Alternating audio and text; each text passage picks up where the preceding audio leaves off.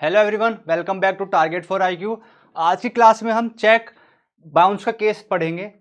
काफ़ी एक चर्चाओं में रहा ये केस, और क्यों चर्चाओं में रहा इस बारे में भी पढ़ेंगे। काफ़ी ही इंपॉर्टेंट उन स्टूडेंट्स के लिए है जो एक ऐसा स्टेट टारगेट कर रहे हैं जहाँ पे एनआई एक्ट के क्वेश्चंस पूछे जाते हैं। इवन उन स्टूडेंट्स के लिए भी ये आज की क्लास काफ़ी इंपॉर्टेंट है जो एडवोकेसी कर रहे हैं अपने एनआई एक्ट में। ठीक, तो एनआई एक्ट यानी कि चेक बाउंस से रिलेटेड एक केस है।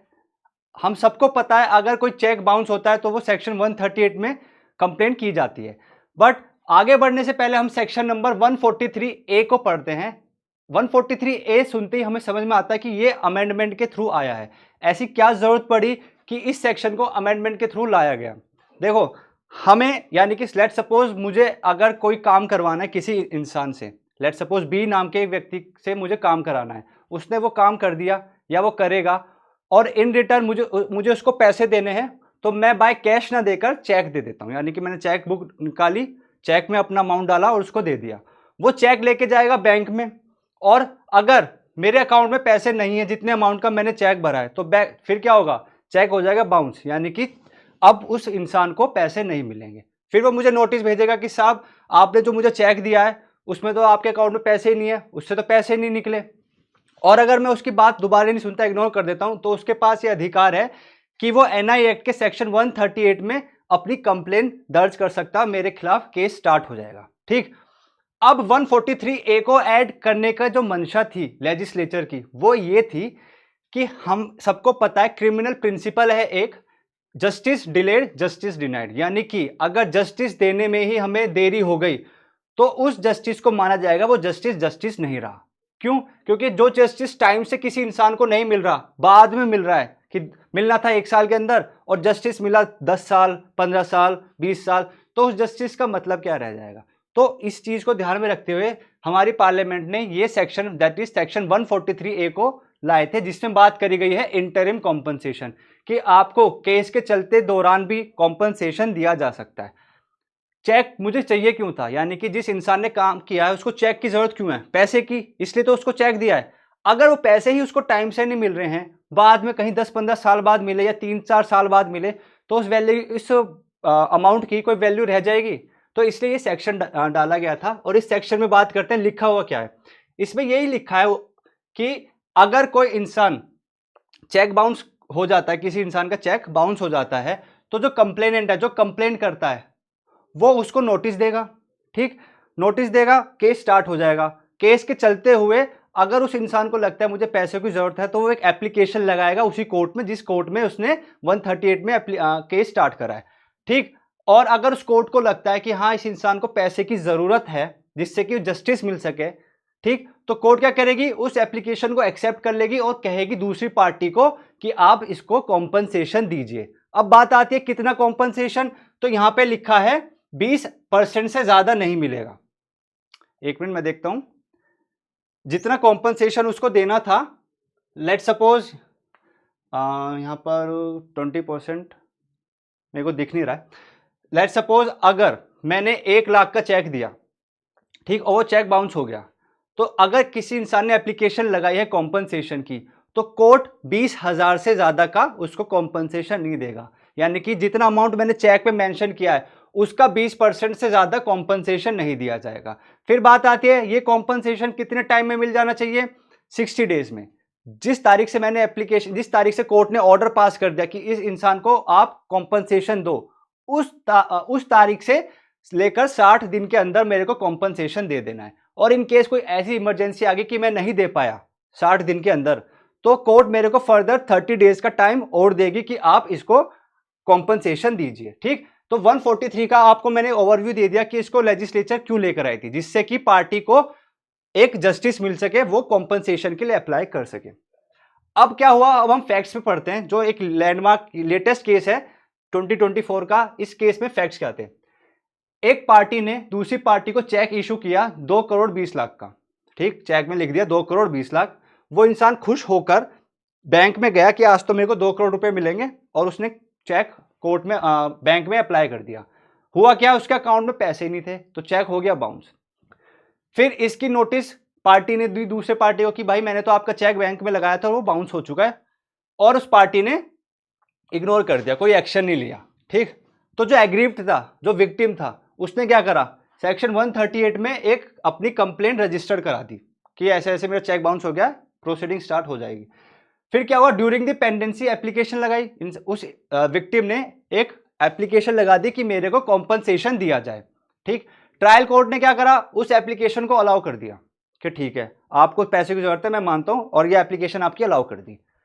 फिर जिस इंसान के अगेंस्ट करी, यानी जिसको कॉम्पनसेशन देना था, उसने क्या करा, उसने हाई कोर्ट पहुंचा वो कि ऐसे ऐसे ट्रायल कोर्ट ने गलत ऑर्डर दे दिया, उसको मना करें, सेट असाइड करें, कैंसिल करें। हाई कोर्ट ने मना कर दिया कि नहीं, ट्रायल कोर्ट ने जो ऑर्डर दिया है यानी कॉम्पनसेशन का, वो बिल्कुल सही है, और ट्रायल हाई कोर्ट ने भी उस एप्लीकेशन को सही माना और अलाउ कर दिया। फिर जो एग्रीव्ड था, जिसको कॉम्पनसेशन देना था, फिर वो कहां गया, सुप्रीम कोर्ट, ठीक।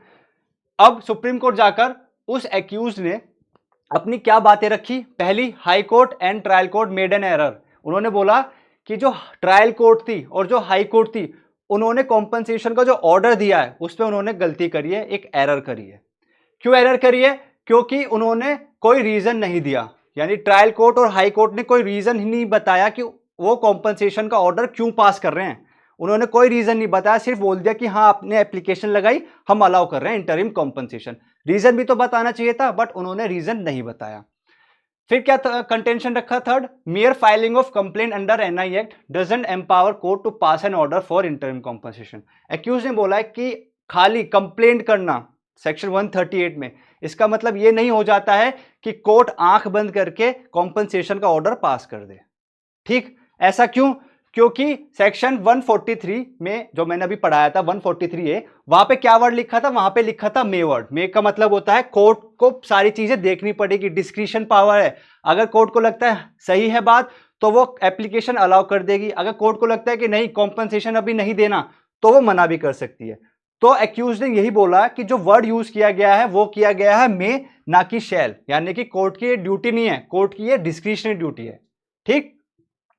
ये जब कंटेंशन सुनने के बाद सुप्रीम कोर्ट ने फिर क्या ऑब्जर्व करा, सुप्रीम कोर्ट ने ऑब्जर्व करा कि mere filing of complaint of cheque dishonour doesn't give the right to complainant to seek interim compensation. तो सुप्रीम कोर्ट ने बोला कि जिस इंसान ने सेक्शन 138 में जो कंप्लेंट फाइल करी है चेक बाउंस की, उसके पास ये राइट नहीं आ जाता कि उसको इंटरिम कॉम्पनसेशन मिलेगा ही मिलेगा। वो आपका कोई राइट नहीं है, वो डिस्क्रिशनरी पावर है कोर्ट की, कि कोर्ट को सही लगेगा तो कॉम्पनसेशन का ऑर्डर पास होगा, नहीं लगेगा तो नहीं होगा, ठीक। कोर्ट ने एक चीज और बोली कि case should be decided on merits, यानी कि आप जो कॉम्पनसेशन का ऑर्डर पास किया है, ऑर्डर पास करने से आपको पहले दोनों पार्टीज को सुनना चाहिए, फैक्ट्स समझने चाहिए, क्या सर्कमस्टांसिस रहे ये देखना चाहिए। ऐसे नहीं कि पार्टी ने एप्लीकेशन लगाई और आपने आंख बंद करके ऑर्डर पास कर दिया कि कॉम्पनसेशन ऑर्डर दिया जाए, ठीक। फिर सुप्रीम कोर्ट ने क्या करा, सेट असाइड द ऑर्डर, वो जो कॉम्पनसेशन का ऑर्डर पास किया था उसको सेट असाइड कर दिया, कैंसिल कर दिया कि नहीं आपको कॉम्पनसेशन देने की कोई जरूरत नहीं है।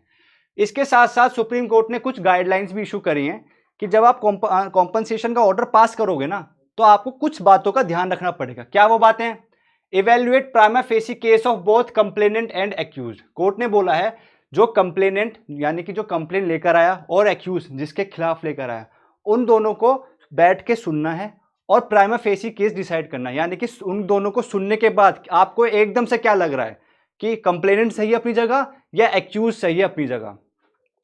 Interim compensation given only if case till towards complaint side. यहां पे बोला गया है कि कॉम्पनसेशन का ऑर्डर तभी पास किया जाएगा अगर कोर्ट जब दोनों पार्टीज को सुनती है और ये सुनने के बाद लगता है कि जो केस है ना ये कंप्लेनेंट की साइड झुकाव है इस केस के, यानी कंप्लेनेंट को इंटरिम कॉम्पनसेशन की जरूरत है, कंप्लेनेंट एग्रीव्ड है, तो ही इंटरिम कॉम्पनसेशन दिया जाएगा। और कॉम्पनसेशन कब नहीं दिया जाएगा, अगर कोर्ट को लगता है कि accused case is found to be prima facie case. अगर एक्यूज ने बता दिया या ये प्रूव कर दिया कि उसको कॉम्पनसेशन देने की जरूरत नहीं है, तो कोर्ट ऑर्डर पास नहीं करेगी।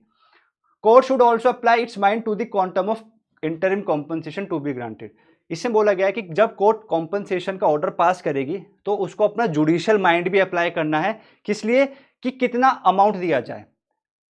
एक्ट यानी सेक्शन 143A में तो लिखा है अप टू 20%, 20% तक आप दे सकते हो, बट इसका मतलब ये नहीं कि सीधा 20% ही कर दिया। भाई 10 भी दे सकते हो, 5 भी दे सकते हो, 20 भी दे सकते हो, 15 भी, 11 भी। तो ये डिसाइड करने के लिए कोर्ट को अपना जुडिशियल माइंड अप्लाई करना पड़ेगा और उसके लिए कुछ फैक्टर्स बताए हैं। नेचर ऑफ ट्रांजैक्शन, कि जो पार्टीज हैं उनके बीच में कैसा बिजनेस है, कैसा ट्रांजैक्शन है, ये ध्यान रखना है। उनके बीच में क्या रिलेशनशिप है, ठीक भाई, फादर सन है या टोटल प्रोफेशनल रिलेशनशिप है, ये सब भी ध्यान रखना है।